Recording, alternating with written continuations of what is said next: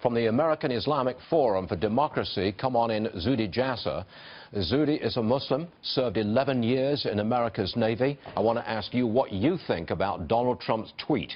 For the benefit of our viewers, I'll repeat it, the last sentence at least.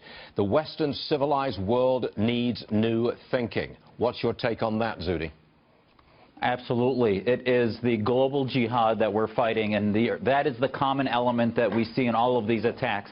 The reason they attack a Christmas shopping area is because it's an Islamo-fascist movement that hates Christians, hates Jews. And until we start monitoring their public footprint of anti-Christian verbiage, anti-Semitic ideology. These are all precursors of radicalization that we should be monitoring. But no, our current mantra is countering violence, countering violent extremism, and all of these violent jihadists, Stuart, are non-violent jihadists before they become violent, and that's why we're missing them.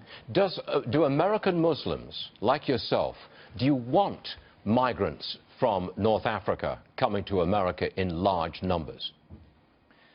Well, I can tell you we need to pause the migration until we start to vet against political Islamists, Islamo-nationalists, as I call them, or jihadists. But once we do that, yes, we fought many wars in which we were able to vet out those who are our enemies and those who are our friends. And the way to define it is to say that those who are our friends believe in freedom, the secular state.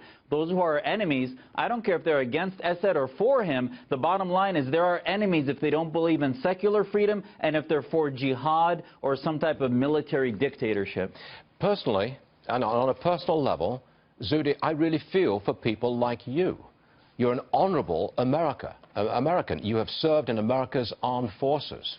You've been in the Navy for 11 years. You are a doctor. You contribute to our society. And this kind of thing happens, and the world looks at you and just sees a Muslim.